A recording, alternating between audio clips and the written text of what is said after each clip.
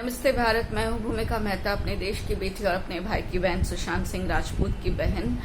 बहुत माफी चाहती हूं, 2-3 दिनों से ना मैं कोई वीडियो बना पा रही हूं, ना आपसे मिल पा रही हूं। बट आज बनाना जरूरी था वीडियो, क्योंकि मुझे 2 ऐसी अपडेट्स देनी है आपको जो मुझे लगता है मुझे देनी ही चाहिए। एक अपडेट है अनिल देशमुख के लिए, जो शायद सबको ही पता होगी, बट मैं अपनी फैमिली को बताऊंगी। वो ये है कि अनिल देशमुख जिन्होंने ये प्ली डाली थी कि मैं 72 इयर्स का बूढ़ा हूं, तो प्लीज मुझे ना बुलाया जाए, मैं नहीं आ सकता। अगर ईडी ने मुझे सम्मन दिया है और अगर मैं ईडी के सामने आता हूं, उन लोगों ने मुझे कुछ भी क्वेश्चंस पूछे, तो हो सकता है मुझे कोई प्रॉब्लम हो सकता है, मुझे दिल की बीमारी है, मुझे ये बीमारी है। घटिया घटिया घटिया। जब मनी लॉन्ड्रिंग करते हो तब तो ये सब कुछ याद नहीं आता है। बहरहाल, तो वो प्ली तो खारिज हो चुकी है। दूसरी अब बात यह है कि ईडी ने एक स्पेशल कोर्ट में स्पेशल परमिशन लेने के लिए एक प्ली डाली थी कि हमें अनिल देशमुख के खिलाफ बहुत सारे सबूत ऐसे भी हमारे पास है, बट आपके पास यानी कि तलोजा जेल में सचिन वाजे है और हमें उनकी सारी बात, उनकी स्टेटमेंट रिकॉर्ड करनी है, उनका बयान रिकॉर्ड करना है against Anil Deshmukh, the former minister, president, जो भी है वो मेरे लिए तो क्रिमिनल ही है। तो उस क्रिमिनल के लिए सारी स्टेटमेंट रिकॉर्डिंग करनी है, तो हमें आपसे स्पेशल परमिशन चाहिए। तो वो स्पेशल परमिशन उनको मिल चुकी है, जो कि बहुत बड़ी बात है। सचिन वाजे अब सारा बयान देगा अगेंस्ट अनिल देशमुख, और ऐसे बहुत बड़े बड़े नाम और भी आएंगे इस मनी लॉन्ड्रिंग केस में, जिससे बहुत फायदा होने वाला है। हर चीज का फायदा अगर आप देखो तो घुमा फिरा कर मैं एक चीज कहूंगी कि मेरे भाई सुशांत सिंह राजपूत के जाने के बाद ड्रग्स बोलो, मनी लॉन्ड्रिंग बोलो, ऐसे कितने सारे क्रिमिनल केसेस का खुलासा हो रहा है।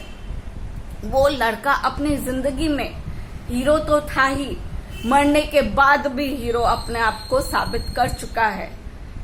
बहुत बड़ी बात है, बहुत बड़ी बात है। आज जो देश एकदम से चुप होके बैठा था, आज वो देश चीख चीख के कह रहा है, we do not want criminals in our country.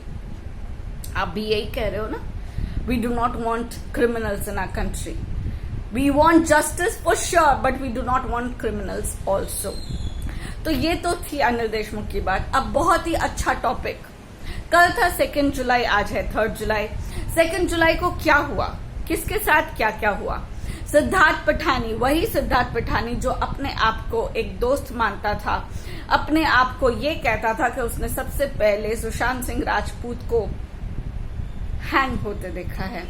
उसने वो ग्रीन कपड़ा उसने चाकू से फाड़ा है, जबकि वो ना चाकू दिख रहा है, ना ग्रीन कपड़ा दिख रहा है, ना कुछ भी।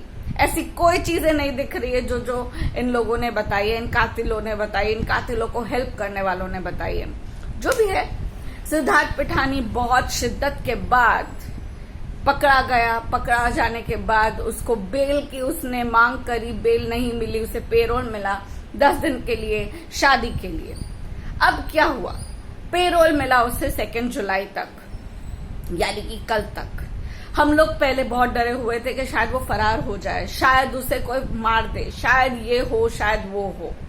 उस बीच आती है रिया चक्रवर्ती उसे ये समझाती है, तुम टेंशन मत लो, अगर तुम वापस जाते हो तो तुम्हारी जमानत के लिए मैं बड़े से बड़े वकील को खड़ा करूंगी, मैं अपने वकील को तुम्हारे लिए खड़ा करूंगी और तुम्हें जमानत दिलवाऊंगी। ये भरोसा दिलवाती है उसकी बहन उसकी बहन है, माशुका है, क्या है, इन लोग का तो कोई कैरेक्टर ही नहीं होता, क्यों भूल जाती हूँ। जो भी है, रिया चक्रवर्ती ने ये सब कहा उसे दिलासा देने के लिए।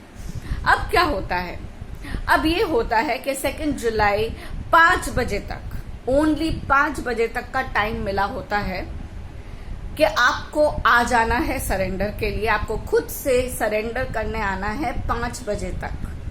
अब क्या होता है, बहुत वेट होता है 5 बजे तक के लिए।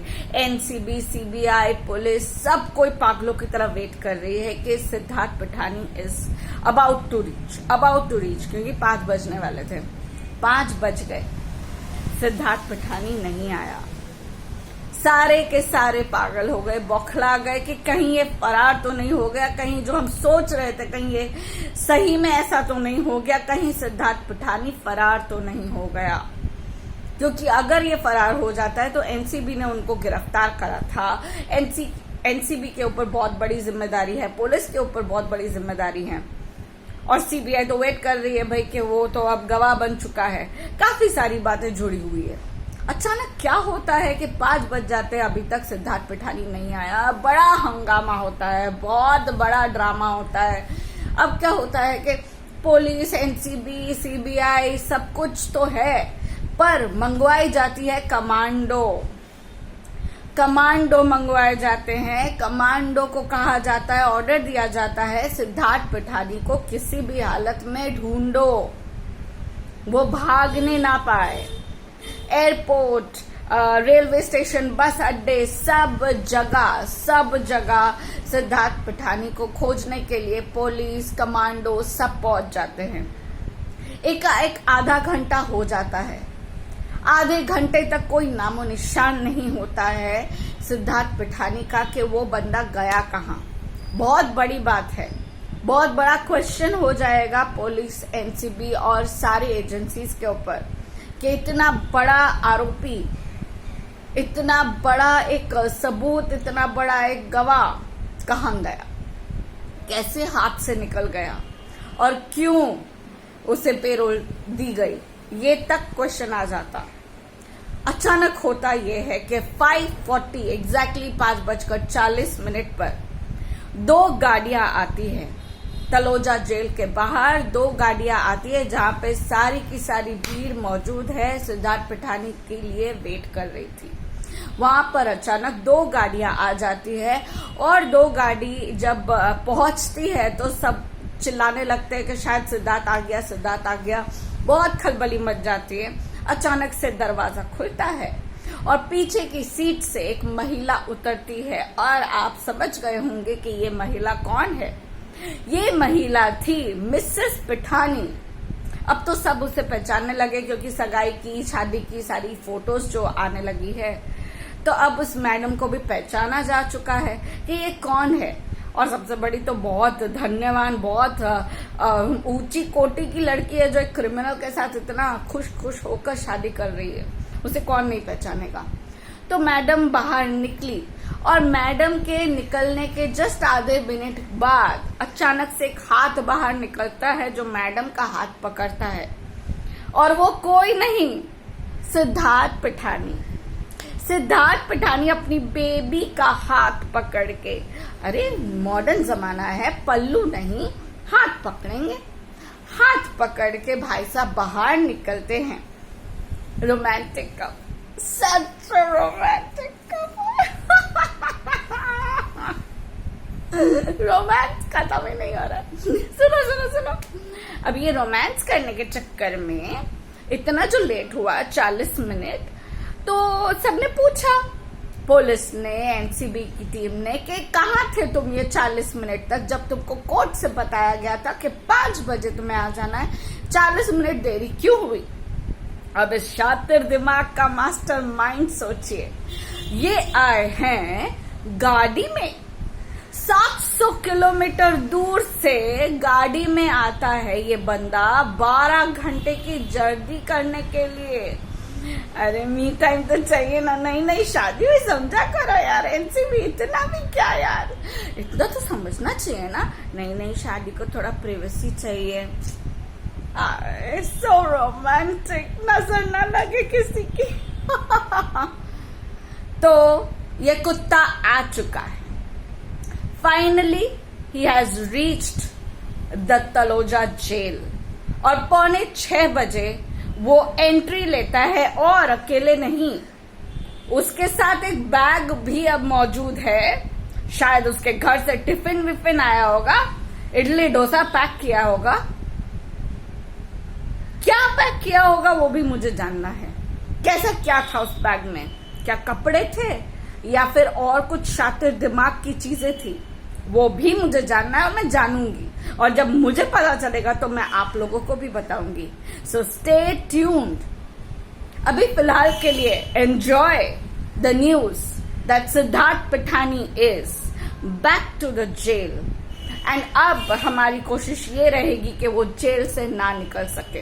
अब वो हनीमून में जाना है, या वो बाप बनने की खुशी में जाना है, या कुछ भी होने की खुशी में जाना है ना, उसे अब जाने नहीं दिया जाए. ये मेरा विश्वास है कि अब तो उसे निकलना नामुमकिन हो जाएगा. देखते हैं उसकी रिया क्या करती है. Stay tune guys, stay with me, साथ दीजिए ताकि मैं अपनी तरफ से जो भी छोटी से छोटी इंफॉर्मेशन हो आप तक जरूर पहुंचाऊंगी. ये थी अंदर की बातें जो मुझे पता चली है, ऑफ कोर्स पुष्टि करने के बाद, और बहुत सारे ऐसे लोग जो इन सब में कनेक्टेड है, जो पुष्टि करके ये न्यूज देते हैं. अब कौन देते हैं, क्या देते हैं, ये जरूरी नहीं है. न्यूज सच्ची होनी चाहिए, उसे कहते हैं न्यूज. मिर्च मसाला डाल के न्यूज बनाना मुझे नहीं आता. खैर, मेरी तबीयत उतनी अच्छी नहीं है, हो सकता है मैं वापस से एक ब्रेक जाऊं. So please stay with me. कुछ भी अपडेट होगी I will let you know my family. Love you all, stay tuned. जय हिंद.